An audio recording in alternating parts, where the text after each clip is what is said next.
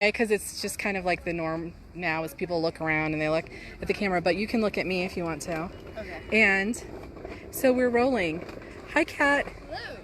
So I wanted to talk a little bit more about some of the things we were talking about on the walkway over there. Okay. You had mentioned, and we were on our way walking into the Bullhorn activism rally part, so it started to get kind of loud and exciting. Mm-hmm. But we were talking about, at the time, some of the steps that you had taken to build up a potential future career and how the shutdown affected you. Mm-hmm. Could you go back to that point and talk about that a little bit more? Yes. So basically, whenever you want to become a tattoo artist, you have to go through a 2-year apprenticeship.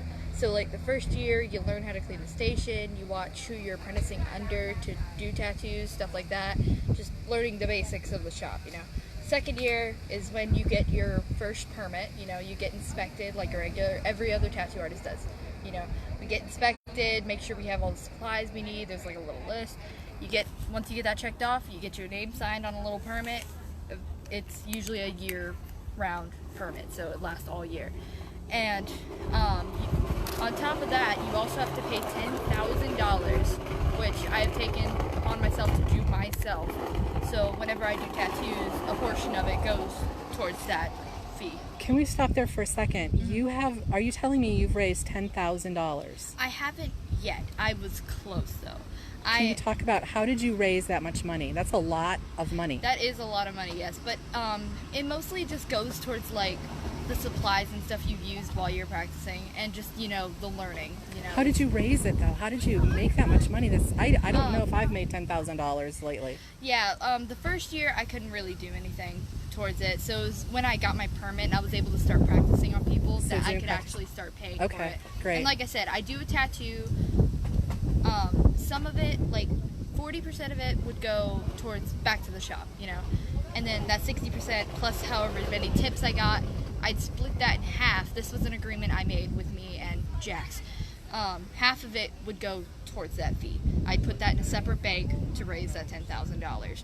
And awesome. Like I was saying earlier, I was a couple of months from finishing that $10,000 and finishing the 2-year apprenticeship so I could move on and actually start it as an official tattoo artist before we got shut down. Okay, and so you had worked so hard, built up this trust, money, practice, yes. Getting good. Actually, one of the last posts from David Akmoudi, who we talk about, was about getting a tattoo by you and how that really had lifted up his spirits. We can come back to that later today perhaps or another time. It's a whole nother story. Okay. But so you were out there doing excellent work. People were giving you rave reviews already. You were really ready to make this next step. And then we had the shutdown. Yep. Can you talk to me about how do you feel about Governor Cooper from your own experience? Not anything that you've heard from your parents. Okay. Not anything that you've read on the news. Just tell me personally your own story. What's happened? So, you know, I know you said on myself, but it's been hard for all of us, you know. My dad just got a new house. We've been working for this house for 10 years now. And, you know, and like I said, for being 16 years old and starting my own career, that really blows because, like, you know, I'd worked so hard and people might think that because Jax is my dad, I get an easy load. No, he is treating me like any other apprentice he'd ever have, making them work for it, making them pay for themselves. And, you know, it just really sucks because, you know, sorry, I'm trying to figure out a word. That's okay, because actually, we could wrap up, because I think we're going over to the legislative building, which is where we take our concerns, what you're talking about right now. Yes. Would you like to walk this way and think while we're walking and talking? Okay, we're walking right now, and we're on our way to go over to the legislative building. And Kat is describing to us some of the things. There's a 16-year-old. She doesn't have the chance to vote yet, but she's going to vote very soon. And she's talking to me about her frustrations in her own personal life, what she discovered about Governor Cooper's shutdown order and how it affects her. 16 years old, getting ready for a career. I mean, this is a dream come true to any parent who has a 16-year-old, taking it very seriously, already getting good reviews from people about her internship work. And anything you want to jump in and add while we're walking over the legislative building? And you know, this isn't something that you see most often in, the youth, my generation, Most people are, they go to school, they're going to go to college, and they are either, going to end up at some dead-end job at like a McDonald's, or they're going to like move on to higher things, That's usually the 2 points that people go to. But, most people aren't starting their career right now. Most people will just get a job at like McDonald's or something just to make money to save for like college. So it was really a big opportunity for me when I was able to start my apprenticeship this soon, Mm-hmm. I would have waited till I was 18 if I found out there wasn't an age limit to giving tattoos. So there's also an age limit, which is why she has to wait a little while, okay? I mean, But you can there's still be an age learning. limit to getting tattoos. You have to be 18 to get a tattoo. Oh, you don't have to be 18 to give tattoos. Oh, pardon me. I have to backtrack on that. I made a Yeah. mistake listening here. Yep. Okay. Are we going, Lena? Are we going to the legislative building? Yeah, we have to go in the back. Okay, yeah, we'll keep heading this way. Stop. Sorry. Mhm. You're okay. And so you have to wait until you're 18 to get a tattoo, not to give a tattoo. I made a mistake there. I was getting confused. Walking woman news is a little difficult to manage all of these things. That's the thing that most people don't know. It's kind of Right. a weird loophole. Okay, and so this is, and she was saying, it's kind of, she's chosen her career path so young, and she has a dad who's very good at it, so she has this built-in opportunity to learn. So this would have been a great opportunity for her to really spread her wings and fly and start her own career, all dashed. Yep. And we're not quite sure we understand why, and that's a frustration that I have. And I wonder, Kat, what have you heard in the media, or how do you, or trickle down from other people about what's going on with this shutdown? I mean, it's all very confusing to me because, like, I usually get most of my media from Dad. He's my most reliable source. He knows what's going on.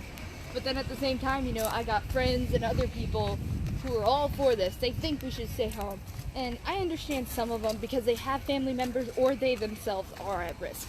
So I understand those people, But the other ones who have no reason, they're perfectly healthy, perfectly fine, and they're okay with staying home, And it really just doesn't make sense, So it can get kind of warbled, but most of my media comes from him. Mm-hmm. Like I said, he knows what's going on. And how do you feel about the shutdown? Do you think it's fair? I really don't, because in what part of history has healthy people been locked in their homes because of a virus? Like, never in history has this ever happened before. And it's kind of ridiculous, And, like, because I don't understand why he thinks that everyone should stay home. Because, sick people who are worried, yes, stay home, stay quarantined, let the rest of us work, Mm-hmm. It's very confusing. That is coming from the mouth and the mind of a 16-year-old. If you feel worried or concerned, then you should stay home. And nobody's going to fault you, especially if you're at a high risk. It's good. I prefer for people who are high risk to take very good care of their health. I'm a little bit of a germaphobe myself, so I understand this isn't judgment. Mm-hmm. But what we're saying is it shouldn't have to affect everyone else, Yeah. especially young people who are trying to get on with their lives. Yeah. Especially since, like, I had a point I was going to make. It will come back. Yeah. It's like, especially since, like, I had a point, I lost it. That's okay. We were talking about people who should stay home if they feel concerned. People in high risk should stay home. This is not about shaming them for staying home. This is just saying, hey, we don't all have the same, Yeah. we are not all at risk. Yeah. Oh, So okay, why? I remember my point now. Okay. And being in the business that I am in, we deal with, bloodborne pathogens, disease, all that stuff on a daily basis. I was trained in bloodborne pathogens, CPR, basic first aid, all that stuff. It's not required, but we do it anyway, just to ensure the safety of our customers. And, getting a tattoo, is a risk all on its own. If you're getting a tattoo, you understand that there is a risk. No matter what we do, there is a risk that, well, one of many factors could occur. But, that's a risk that people will decide upon themselves. It is not for one person to decide for an entire state. People understand the risks of certain things, like going to a McDonald's when people could be sick, or, getting a tattoo where you're literally exposing your blood and stuff. But, it's weird how one person thinks that he can control the mindset of an entire state. Okay, now, do you know where we are today, right now? We are currently at the legislative building. And do you know, now you're 16. When I was 16, I did not know, but I'm going to ask you a question. Do you know what happens in this building? I'm pretty sure a lot of the decisions get made here for what happens in the state. Excellent. You are really good, very well spoken. Your parents have been taking great care of you, teaching you, and you have been around this movement now since we have been out here. Yeah. This is what you've learned. We are at the legislative building, and I'm gonna pause here and come back in a minute. We're gonna learn about, this is where laws are made. This is where, as she said, this is where these kinds of decisions are being made that affect your life, your children's lives, your loved ones' lives, people who are at risk, people who aren't. The people who make those decisions are in this building, the legislative building, downtown Raleigh. We'll be back in a few minutes. This is their office. And Kat, I'm sorry, what's that over there? That's their office. That's where they do the daily work. This is where they go to make the decision in, a Senate.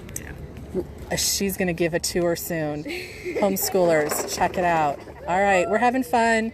We got little riders going on. We're going to pause here and come back.